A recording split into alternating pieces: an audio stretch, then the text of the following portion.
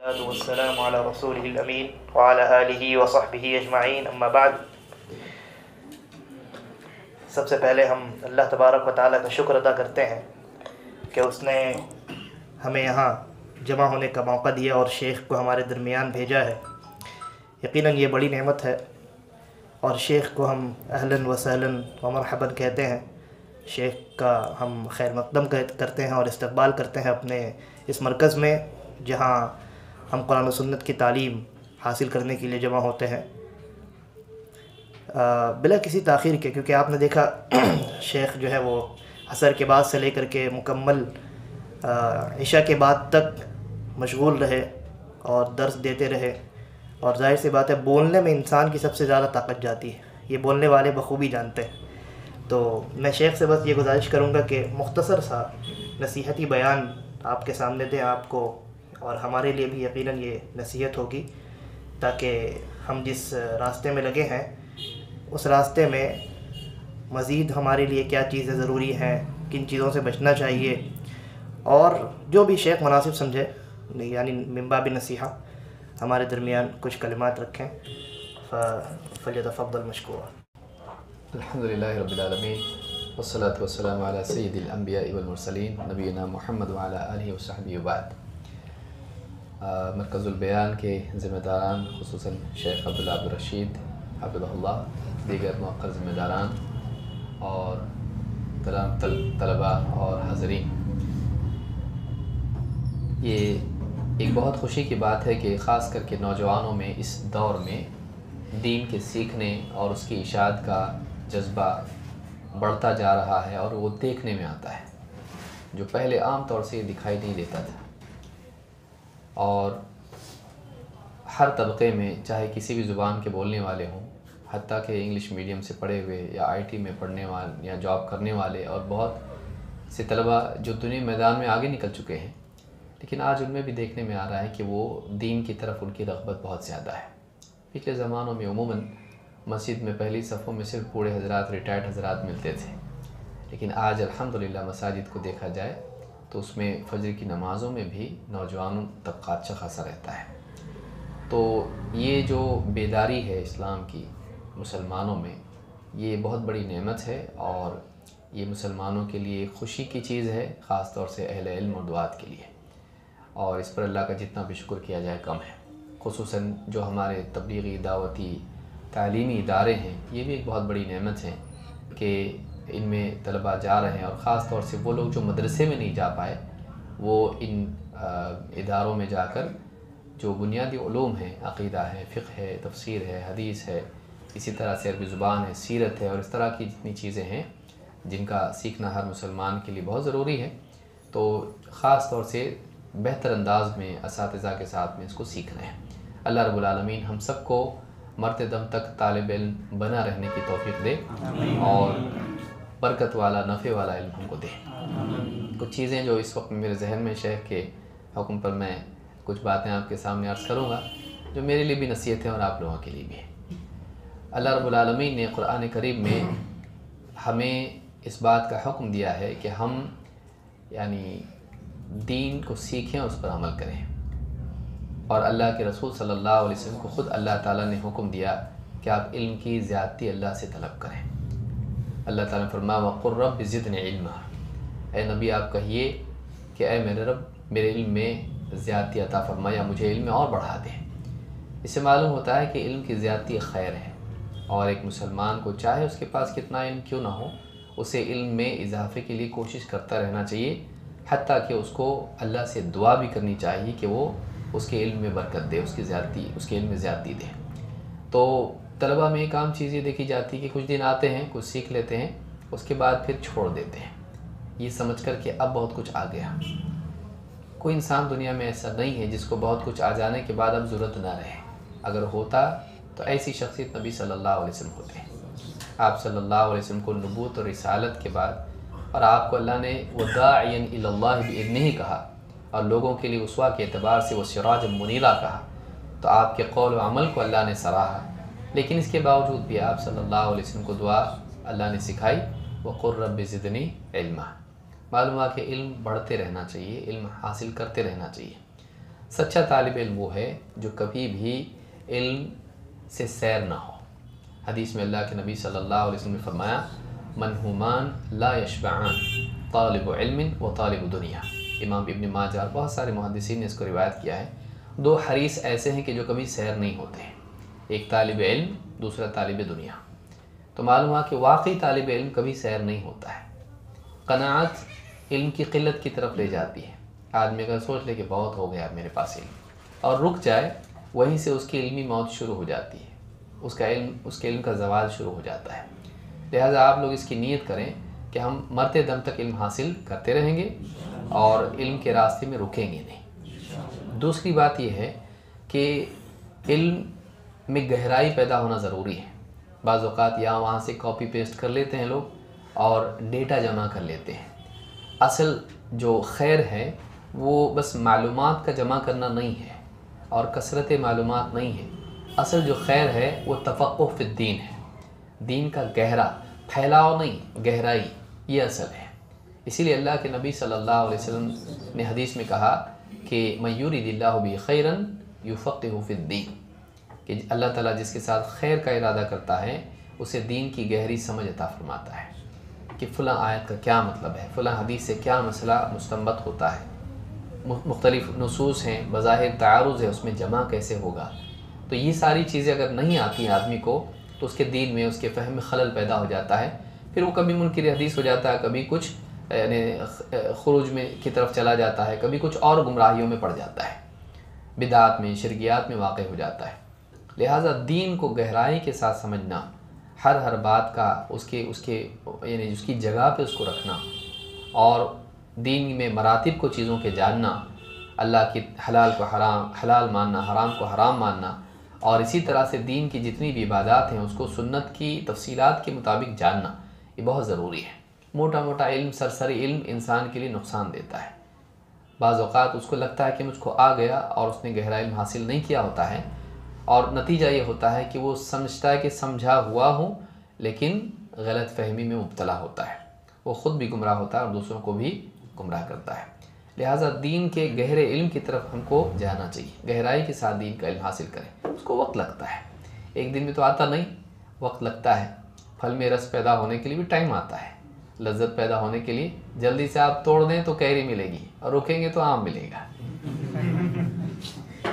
تو اس کے لیے اس پھل کو پیڑ سے جڑے رہنا پڑتا ہے، اسی لیے علماء سے جڑے رہنا چاہیے۔ کچھ لوگ کچھ وقت تک آتے ہیں، ایک ان کا شروع کا جذبہ ہوتا ہے کہ مجھ کو بھی کچھ سیکھنا ہے، کسی کا لیکچر سنا، کوئی چیز دیکھ لی، کسی طالب علم کو دیکھا، ایک دم جذبہ پیدا، میں بھی اس جیسا بنوں گا۔ شروع کرتا ہے لیکن جلدی ختم کر دیتا ہے، ٹکا نہیں رہتا ہے۔ جمے رہنا اصل ہے، جمے رہنا اصل ہے۔ جب استاذ کے ساتھ طالب علم زمانے تک جڑا رہتا ہے تو نہ صرف اس کا علم بلکہ اس علم سے طریق استدلال، کیسے اس سے ہم دلیلیں لیتے ہیں، اور پھر اس کے اخلاق، علم کے آداب، وہ ساری چیزیں سیکھنے ملتی ہیں۔ تو استاذ کے ساتھ جڑے رہنا، زمانے تک سیکھتے رہنا، تب جا کے آدمی واقعی لائق بنتا ہے۔ اس میں خود اپنی جگہ یہ بات معلوم ہوتی ہے کہ علماء سے ہم کو جڑے رہنا چاہیے۔ موجودہ دور ٹیکنالوجی کا اور میڈیا کا دور ہے، اور اس میں لوگ کیا کر رہے ہیں، کون جاتا ہے درس کو، کون بیٹھے گا اتنے گھنٹے وہاں تک، کون اتنا چل کے جائے گا، پیٹرول اپنا ضائع کرے گا۔ گھر پہ ہی بیٹھ کے کیا کرو، یوٹیوب پہ جو چاہے وہ دیکھو، ایک ہی کو بار بار سنتے بیٹھیں گے تو کیا مزہ ہے، روزانہ ایک نیا کسی کو سنیں گے۔ تو اس طرح سے آدمی کیا کرتا ہے، علماء کو چھوڑ کے میڈیا سے جڑ جاتا ہے اور اتنی دور نکل جاتا ہے کہ پھر واپس لانے والے سوچتے رہتے ہیں کہ کیسے لائیں اس کو واپس، بہت دور نکل جاتا ہے۔ کئی لوگ شیعت کی طرف چلے گئے، انکار حدیث میں چلے گئے، قادیانی بن گئے، کئی لوگ شکیل ابن حنیف کے فتنے میں مبتلا ہوئے، اور فلاں کتنے مرتد ہو گئے، اسلام میں ہی شک میں آ گئے۔ کیوں شک میں آئے؟ میں ایتھیزم کے بارے میں ریسرچ کر رہا ہوں۔ اب اس کے رد کی دلیل تو اتنی مضبوط نہیں تھی، ان کی دلیلیں سن کے خود یہ کنفیوز ہو گیا۔ تو علماء سے جڑے رہنا اور علماء کی ماتحتی میں رہنا، ان سے پوچھتے رہنا۔ اللہ نے فرمایا فَاسْأَلُوا أَهْلَ الذِّكْرِ إِن كُنتُمْ لَا تَعْلَمُونَ، جاننے والوں سے پوچھو اگر تم کو نہیں معلوم۔ تو طالب علم ہمیشہ پوچھتا رہے، جو بھی مشکلات ہیں علم کی، اہل علم سے پوچھے، معلوم کرے، اپنے طور پر کچھ بھی میننگ نہ لے، اپنے طور پر مجتہد نہ بن جائے، بلکہ علماء سے استفادہ کرتا رہے۔ اللہ نے فرمایا وفوق کل ذی علم علیم، ہر علم والے سے ایک اوپر علم والا ہے۔ کبھی کبھی ٹھیک ہے کوئی ایک عالم جواب نہیں دے پاتا ہے، لیکن اور بھی تو علماء ہیں، اس سے جواب نہ ملے تو آدمی پھر اپنے طور پر فیصلہ کرے، یہ ٹھیک نہیں، علماء سے پوچھنا چاہیے۔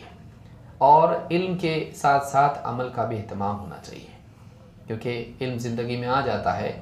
بعض اوقات ہم لوگ راستہ جاننے کو منزل پر پہنچنا سمجھ لیتے ہیں، یہ نہیں ہونا چاہیے۔ راستہ معلوم ہونا ایک چیز ہے، جب تک کہ راستے پر چلیں گے نہیں منزل پہ نہیں پہنچیں گے۔ تو راستہ جاننا منزل پر پہنچنا نہیں، اس کی شروعات ہو سکتا ہے، اس کی لازمی شرط ہے وہ، لیکن منزل پہ پہنچنا نہیں ہے۔ جب تک چلیں گے نہیں پہنچیں گے نہیں۔ دین جاننا دیندار بننا نہیں ہے، دین پہ چلنا دیندار بننا ہے۔ لہٰذا ہم چاہتے ہیں کہ اللہ ہم سے راضی ہو، جو علم ہماری زندگی میں آ رہا ہے اس کے مطابق عمل بھی زندگی میں آئے، اس علم میں بقا اور اللہ کی رضا کا حصول اس سے ہوتا ہے۔ لہٰذا ایک طالب علم کو چاہیے جو بھی علم اس کے سامنے آئے اس پر عمل کرے، خاص طور سے عبادات کا اہتمام کریں۔ عبادات میں نماز ہے، نماز کا خاص اہتمام ہونا چاہیے۔ اللہ کے کلام کو ہم پڑھیں، تلاوت کریں، اس کی اللہ کا ذکر کریں۔ آپ دیکھیے موسیٰ علیہ السلام کو جب بھیجا دعوت کے لیے تو اللہ تعالیٰ نے ذکر کی بھی تلقین کی، فرعون کو دعوت دینے کے لیے کہا، کیا کہا؟ وَلَا تَنْيَ فِي ذِكْرِي۔ اور حدیث میں بھی آپ دیکھیں کہ جن پر لعنت کی گئی ہے الدنیا ملعونہ ملعون ما فیہا الا ذکر اللہ تعالی وما والاہ وعالم او متعلم۔ تو آپ دیکھیں گے کہ ذکر کو مقدم کیا علم پر۔ اس سے معلوم ہوتا ہے کہ اللہ کی یاد سے جو ذکر خالی ہو جائے وہ ذکر معلومات بن کے رہ جاتا ہے، اور پھر اس میں اللہ کا خوف نہیں آتا، جیسا کہ یہود کا معاملہ تھا۔ معلومات بہت تھی ان کے پاس، لیکن کیا ہے ان کی زندگی میں خیر نہیں تھی، مکر و فریب آ گیا، تأویلات آ گئی، ان کی زندگی میں تحریفات آ گئی۔ کیوں؟ اللہ کا خوف نکل گیا۔ تو اللہ کو یاد رکھنا بہت ضروری ہے۔ اسی لیے اللہ نے قرآن کریم میں آپ دیکھیے جہاں اللہ تعالیٰ نے انہیں عقلمند لوگوں کا ذکر کیا تو پہلے اللہ کی یاد کا ذکر کیا۔ اولو الالباب کون ہیں؟ سورہ آل عمران میں اللہ نے ذکر کیا الذین یذکرون اللہ قیاما وقعودا وعلی جنوبہم ویتفکرون فی خلق السماوات والارض۔ تو تفکر کو بعد میں ذکر کیا، اللہ کو یاد کرنے کو پہلے ذکر کیا۔ طالب علم اللہ کو یاد کرنے والا ہونا چاہیے۔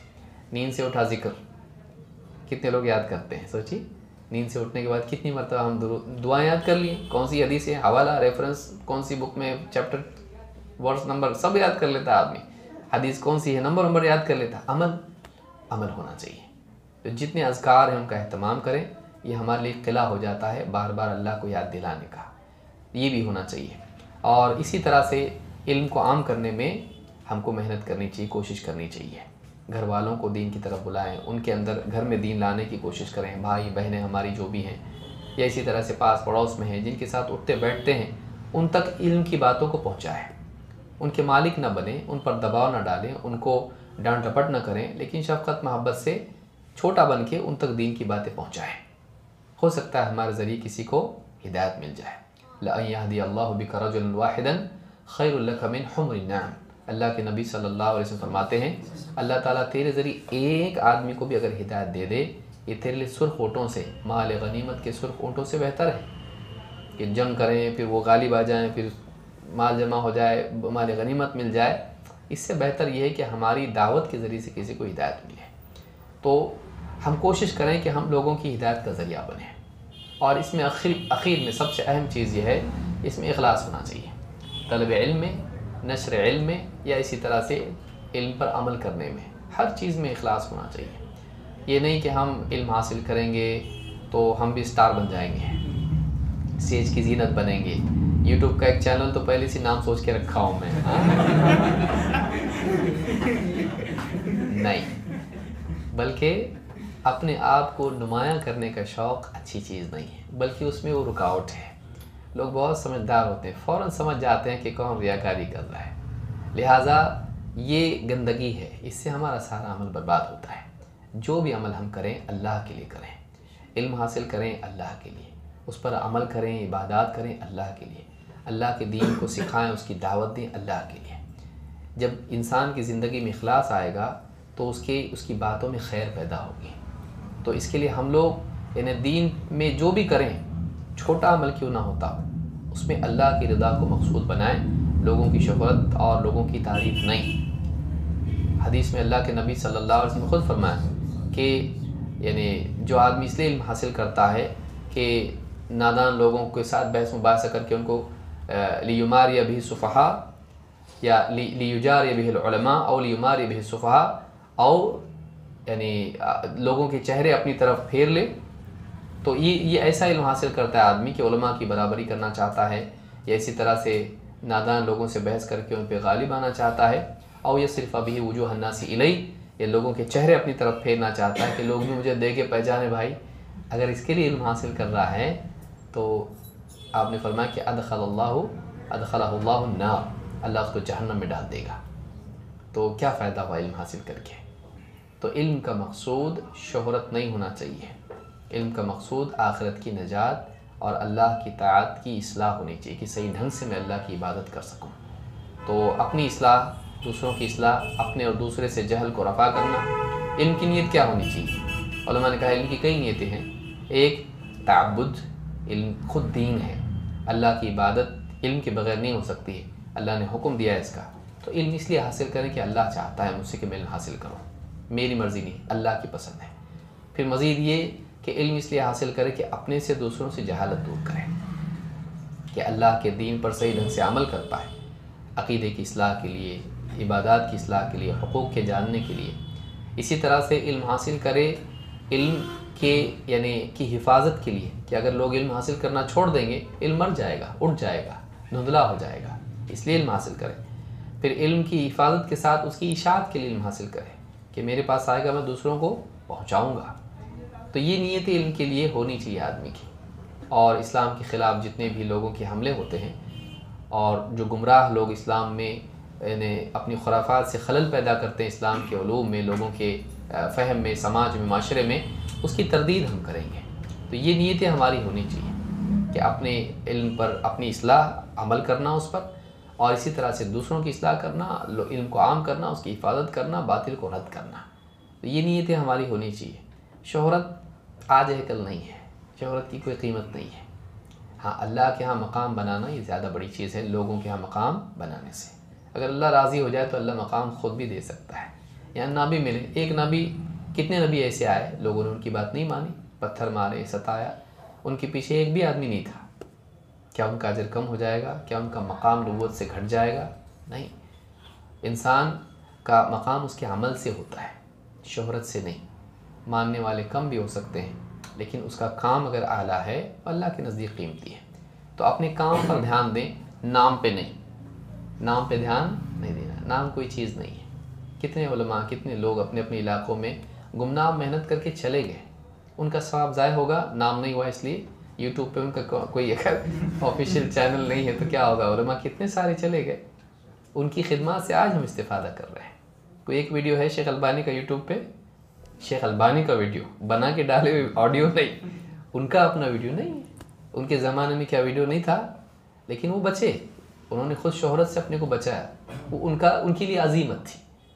شیخ ابن عثیمین کے ہیں، ان کے نہیں ہیں۔ تو وہ لوگ دونوں بھی شہرت نہیں چاہتے تھے، دونوں بھی شہرت نہیں چاہتے تھے، دعوت مقصود تھا۔ ہم بھی اپنی مقصود کیا بنائیں؟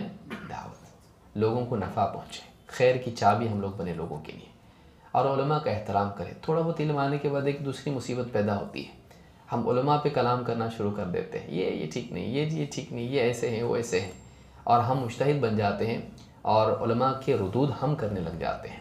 یہ نہیں ہونا چاہیے۔ علماء کا احترام ہماری زندگی میں ہونا چاہیے۔ ٹھیک ہے، قرآن و سنت کے مطابق زیادہ بہتر کیا ہے ہم اس کو اپنائیں، خطا کو چھوڑیں، ثواب کو اختیار کریں، لیکن اس کا یہ مطلب نہیں کہ علماء کی شان میں گستاخی کرنے لگیں۔ جتنے بھی ہمارے اسلاف ہیں، ائمہ اربعہ ہوں یا ان کے بعد والے علماء ہوں، محدثین ہوں، فقہا ہوں، ان سے پہلے صحابہ، کسی کی شان میں گستاخی نہیں کرنا، پھیٹے والوں کی، ہاں اس کی باتیں نہیں سننا۔ صحابہ کا احترام کرنا ضروری ہے۔ آج کل ہر قسم کے لوگ بولنے لگے ہیں اور ان کو سننے لوگ لگے ہیں۔ معتبر علم کو معتبر علماء سے حاصل کیا جاتا ہے، اس کو یاد رکھنا چاہیے۔ اللہ تعالیٰ ہم سب کو سمجھنے کی توفیق عطا فرمائے اور عمل کی بھی توفیق عطا فرمائے۔ اقول ھذا واستغفر اللہ لی ولکم۔ جزاکم اللہ خیر، بارک اللہ فیکم وتقبل اللہ منا ووفقنا وإياكم لكل خير ويرضى. اللہ تعالیٰ آپ کی جوت کو قبول فرمائے، اس میں مزید برکت دے اور آسانیاں پیدا فرمائے، معاون عطا فرمائے۔